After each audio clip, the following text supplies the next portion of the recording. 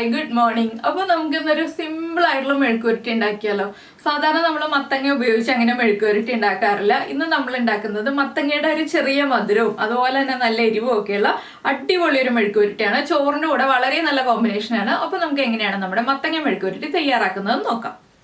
നമുക്ക് നമ്മുടെ ഇൻഗ്രീഡിയൻസ് നോക്കാം. നമ്മളിപ്പോൾ ചെറിയ പീസുകളായിട്ട് മത്തങ്ങ കട്ട് ചെയ്തെടുത്തിട്ടുണ്ട്. കണ്ടോ, ഈ ഒരു വലുപ്പത്തിലുള്ള പീസുകളായിട്ടാണ് മത്തങ്ങ കട്ട് ചെയ്തെടുത്തിട്ടുള്ളത്. പിന്നെ ഒരു ചെറിയ സവോള ക്യൂബ്സ് ആയിട്ട് കട്ട് ചെയ്തെടുത്തിട്ടുണ്ട്. ചെറിയ ക്യൂബ്സ് ആയിട്ടാണ് കട്ട് ചെയ്തെടുത്തിട്ടുള്ളത്. പിന്നെ ഒരു പച്ചമുളക് എടുത്തിട്ടുണ്ട്. നിങ്ങൾ ചെറിയ പച്ചമുളക് എടുക്കട്ടെ, എൻ്റെ കയ്യിൽ വലിയ പച്ചമുളകാണ്, അതുകൊണ്ട് ഞാൻ ഇതിൻ്റെ പകുതി എടുക്കുള്ളൂ. പിന്നെ നമുക്ക് വേണ്ട കാര്യങ്ങളൊക്കെ നമ്മുടെ വീട്ടിലുള്ള ഇൻഗ്രീഡിയൻസ് തന്നെയാണ്. അപ്പോൾ ആദ്യം നമുക്ക് ഈ മത്തങ്ങ ഒന്ന് കുക്ക് ചെയ്യാൻ വയ്ക്കാം, അതിനുശേഷം ബാക്കിയുള്ള കാര്യങ്ങൾ ചെയ്യാം.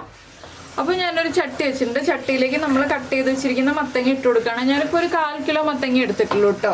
ഇതിലേക്ക് ആദ്യം നമ്മൾ ചേർക്കുന്നത് ഒരു 1/4 ടീസ്പൂൺ മഞ്ഞൾപ്പൊടി, പിന്നെ മത്തങ്ങയ്ക്ക് ആവശ്യമായിട്ടുള്ള ഉപ്പ്, ഇത്രയും ചേർത്തിട്ട് വളരെ ചെറിയ അളവിൽ വെള്ളം ചേർക്കുക. മത്തങ്ങ കുക്കായി വരാൻ ആവശ്യമായൊരു 1/4 കപ്പ് വെള്ളം ചേർക്കുക. ഇതൊരു 3 മിനിറ്റ് അടച്ചു വെച്ച് കുക്ക് ചെയ്യുക. 3 മിനിറ്റിൽ കൂടുതൽ കുക്ക് ചെയ്യേണ്ട ആവശ്യമില്ല, മത്തങ്ങ ഉടഞ്ഞു പോവും.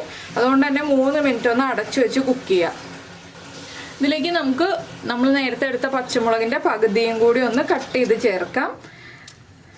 അപ്പോൾ ആ പച്ചമുളകിൻ്റെ ചെറിയൊരു എരിവും കൂടി പിടിച്ചു വന്നോളും. ഇനി നമുക്കിത് അടച്ചു വെച്ച് കുക്ക് ചെയ്തെടുക്കാം.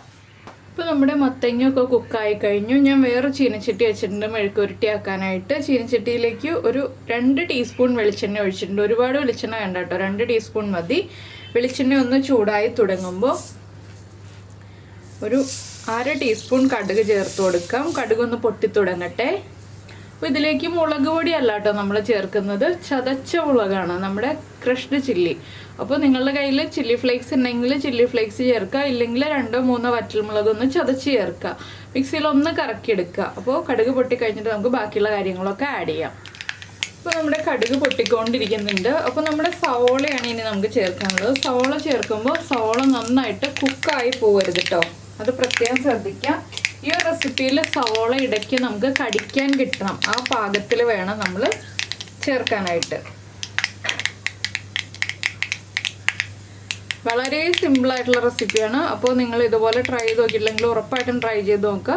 മത്തങ്ങ ഓവർ കുക്കായി പോകരുതെന്ന് മാത്രമേ ഉള്ളൂ. മത്തങ്ങ ഓവർ കുക്കായി പോയിട്ടുണ്ടെങ്കിൽ ഒട്ടും തന്നെ ടേസ്റ്റ് ഉണ്ടാവില്ല, കുഴഞ്ഞു പോകും. ഇനിയിപ്പോൾ നമ്മൾ കട്ട് ചെയ്ത് വെച്ചിരിക്കുന്ന സവോളയും അതുപോലെ തന്നെ ഒരു തണ്ട് കറിവേപ്പിലയും ചേർക്കാം.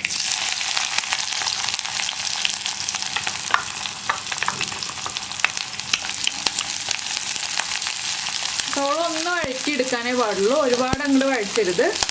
അപ്പോൾ മുളകാണെങ്കിലും ചേർക്കുമ്പോൾ ശ്രദ്ധിക്കുക. എന്താണെന്ന് വെച്ചാൽ നമ്മൾ പച്ചമുളക് ഹാഫ് ചേർത്തിട്ടുണ്ട്.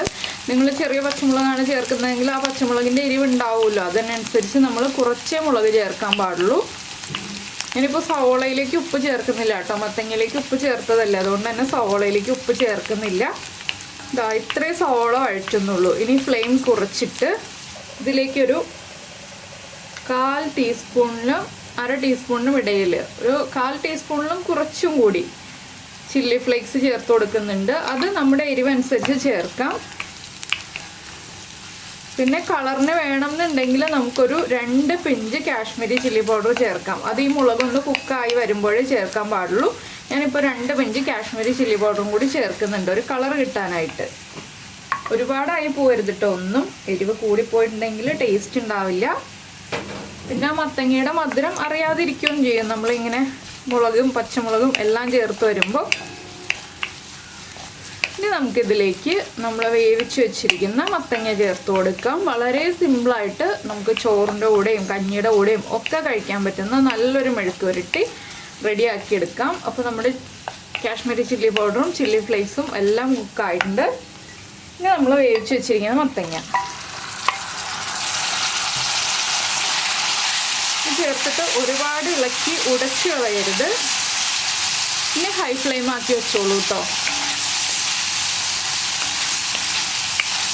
അപ്പോൾ ഞാനിവിടെ ഒരു ചെറിയ ക്വാണ്ടിറ്റിയാണ് കാണിക്കുന്നത്. എന്താണെന്ന് വെച്ചാൽ ഇവിടെ മത്തങ്ങ മെഴുക്കുവരട്ടി എനിക്ക് മാത്രമേ ഇഷ്ടമുള്ളൂ, വേറെ ആർക്കും ഇഷ്ടമില്ല. അതുകൊണ്ടാണ് മത്തങ്ങ മെഴുക്കുവരട്ടിയോട് ആർക്കും അത്ര താല്പര്യമില്ല. അതുകൊണ്ട് അപ്പോൾ ഞാൻ എനിക്ക് വേണ്ട ക്വാണ്ടിറ്റിയാണ് ഉണ്ടാക്കിയിട്ടുള്ളത്. അപ്പോൾ അതാണ് നിങ്ങൾക്ക് കാണിച്ചു തരുന്നത്. അതാണ് ഇത്രയും ചെറിയ ക്വാണ്ടിറ്റി കേട്ടോ. അപ്പോൾ ഇനി ഇതൊന്ന് ഇതുപോലെ ഒന്ന് സ്പ്രെഡ് ചെയ്തിടുക. ആ മത്തങ്ങയിലുള്ള വെള്ളം ഒന്ന് വറ്റി പോയിക്കോട്ടെ. ചെറുതായിട്ട് വെള്ളം ഉണ്ടാവും, ഇതുണ്ടോ, നടുഭാഗത്തേക്ക് വരുമ്പോൾ ചെറുതായിട്ട് വെള്ളം ഉണ്ടാവും. വെള്ളം ഒന്ന് വറ്റി വരുന്നത് വരെ നമ്മളൊന്ന് വെയിറ്റ് ചെയ്യാം. അപ്പോൾ സിമ്പിളല്ലേ, എല്ലാവർക്കും ഇഷ്ടമായിട്ടുണ്ടാവുമെന്ന് വിചാരിക്കുന്നു. അപ്പോൾ ഇഷ്ടമായിട്ടുണ്ടെങ്കിൽ ലൈക്ക് ചെയ്യാനും കമൻറ്റ് ചെയ്യാനൊന്നും മറന്നുപോയില്ലല്ലോ. അതുപോലെ തന്നെ നമ്മുടെ ചാനൽ സബ്സ്ക്രൈബ് ചെയ്തിട്ടില്ല എന്നുണ്ടെങ്കിൽ ഉറപ്പായിട്ടൊന്ന് സബ്സ്ക്രൈബ് ചെയ്ത് സപ്പോർട്ട് ചെയ്യണേ. സബ്സ്ക്രൈബ് ചെയ്യുന്നതിന് ഈ വീഡിയോയുടെ താഴെയുള്ള റെഡ് സബ്സ്ക്രൈബ് ബട്ടൺ ഒന്ന് ക്ലിക്ക് ചെയ്യുക, ആൻഡ് റൈറ്റ് സൈഡിലുള്ള ബെല്ലൈക്കനും ക്ലിക്ക് ചെയ്യുക. അപ്പോൾ ഓളെന്ന് പറഞ്ഞിട്ടൊരു ഓപ്ഷൻ കാണാം. ആ ഓളും കൂടി പ്രസ് ചെയ്തിട്ടുണ്ടെങ്കിൽ ഞാൻ എപ്പോഴും വീഡിയോ അപ്ലോഡ് ചെയ്യുമ്പോൾ നിങ്ങൾക്ക് നോട്ടിഫിക്കേഷൻ വരും. അപ്പോൾ ഇതുപോലെ സ്പ്രെഡ് ചെയ്തിട്ടിട്ട് ഇടയ്ക്കൊന്ന് ഇളക്കി കൊടുക്കാം കേട്ടോ. കുറച്ചൊക്കെ ഇളക്കിയെന്ന് വെച്ചിട്ട് മത്തങ്ങ അങ്ങോട്ട് ഉടഞ്ഞു പോയില്ല, നമ്മൾ ഓവർ കുക്ക് ചെയ്തിട്ടില്ല.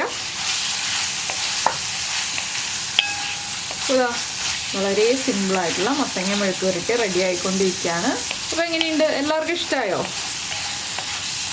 അപ്പോൾ ഞാനിനി ഇത് ബൗളിലേക്ക് മാറ്റിയിട്ട് സെർവ് ചെയ്യട്ടെ. ഇത്രയുള്ള പരിപാടി. അപ്പോൾ നമുക്ക് നമ്മുടെ അടുത്ത റെസിപ്പിയുമായിട്ട് അടുത്ത ദിവസം വീണ്ടും കാണാം.